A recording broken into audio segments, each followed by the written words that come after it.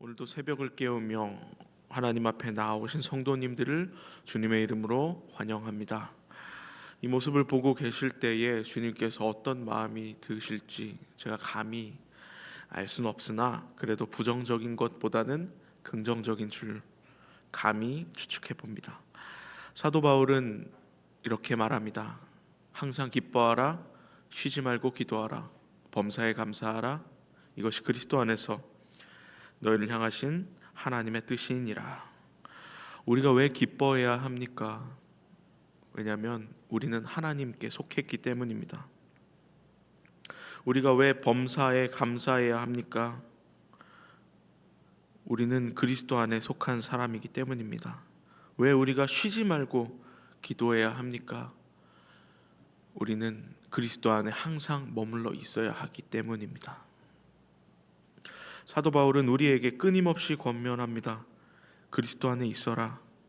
그리스도 안에 있어라. 왜냐하면 이것이 복음입니다. 우리의 진영이 바뀌게 된 사건, 그것이 복음의 본질입니다. 세상에 속한 자로서 살아가다가 하나님께 속한 자가 된 것, 이것이 복음이기 때문입니다.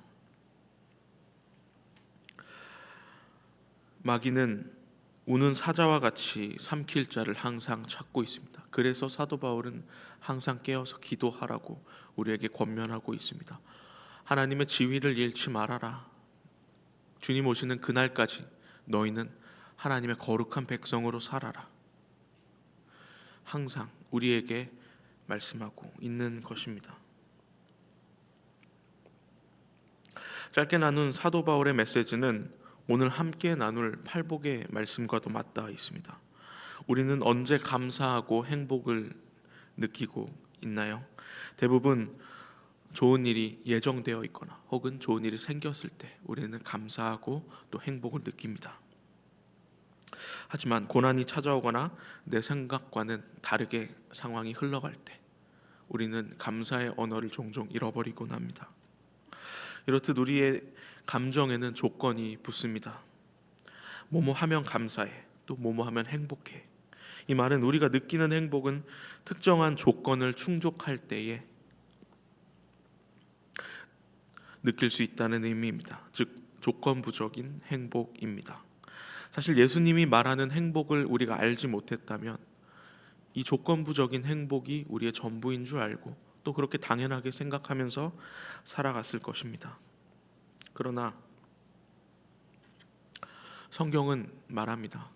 행복은 이런 조건부적인 행복이 다가 아니라고.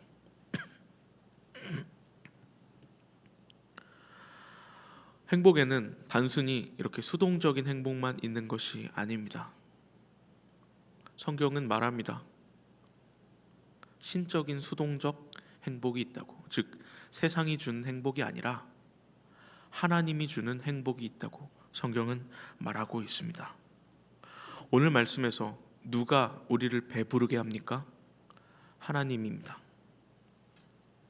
세상이 아니라 하나님이 우리를 배부르게 하는 것입니다.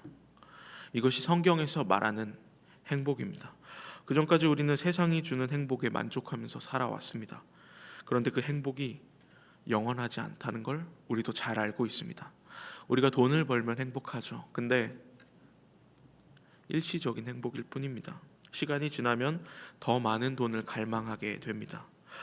제가 보는 유튜버는 회계사로 시작해서 강남에 여러 건물을 소유하고 있는 그런 사람입니다. 세상적으로 보면 굉장히 성공한 사람이죠. 그런데 우리 같은 입장에서 보면 그 정도 돈을 벌어놨으면 은퇴하고 이제 놀러 다니면 되는 거 아닌가 생각이 들죠. 그런데 열심히 유튜버를 하고 계속해서 정말 열심히 일하고 있는 모습을 보면서 이런 의문이 들었습니다. 왜 저렇게까지 열심히 하는 거지? 제 궁금증을 그 유튜버 PD가 물어봤습니다. 아니 왜 이렇게까지 열심히 유튜브를 하시고 또 왜 이렇게까지 또 열심히 사업을 하시는 건가요? 이미 많이 벌어놓지 않았습니까? 그러자 그 사람이 이렇게 대답했습니다. 나는 더 많은 돈을 벌고 싶어. 우리 입장에서 봤을 때 충분히 많은 돈을 벌었던 그 사람인데 그 사람 만족하지 못하고 더욱더 계속해서 더 큰 부를 갈망하고 있는 모습을 우리는 볼 수 있습니다. 우린 너무나도 안타깝게도 만족할 줄 모르는 저주에 걸려 있습니다. 우스갯소리로 이런 말이 있죠. 모닝 사려다가 벤츠 산다. 처음에 모닝을 막 봅니다. 그런데 금세 이런 마음이 들죠. 조금만 더 보태면, 조금만 더 보태면. 그러다 레이를 봅니다. 레이 중고를 막 봐요. 근데 눈에 신차가 아른아른 거립니다. 그래서 이왕 사는 거 그래, 레이 신차를 사자. 그렇게 계속 보다가 또 준중형차 중고가 보이기 시작합니다. 준중형차 중고를 계속해서 보다가 이 돈이면 조금만 더 보태서 신형을 살 수 있을 텐데, 계속해서 이렇게 올라가다 결국 우리는 벤츠를 보고 있습니다. 물론 모닝 사려다가 벤츠 사시는 분은 없겠지만 한 번쯤은 이런 비슷한 경험을 해보셨으리라 다들 생각이 듭니다. 저도 자전거를 구매할 때 이런 비슷한 경험을 한 적이 있습니다. 반복해서 말씀드리지만 우리는 어떤 물질적인 것으로는 절대 만족하지 못합니다. 잠깐 행복하지만 그리고 그 행복은 영원하지 못합니다. 이런 우리에게 예수님이 말씀하십니다. 너희가 배부를 것이다. 오늘 본문 함께 읽겠습니다. 마태복음 5장 6절입니다. 의에 줄이고 목마른 자는 복이 있나니 그들이 배부를 것이미요. 아멘. 여기서 배부르다는 의미는 코르타조인데 여기 단순히 허기가 채워진다는 의미가 아닙니다. 배가 빵빵하게 차서 더는 못 먹을 정도로 만족한 모습을 나타내는 그런 동사입니다.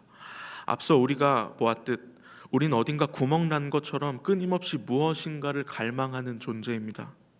그런데 예수님께서 그런 우리에게 배가 빵빵하게 차서 더는 먹지 못하고 배를 두드리듯 만족하게 될 것이라고 말씀하고 계십니다.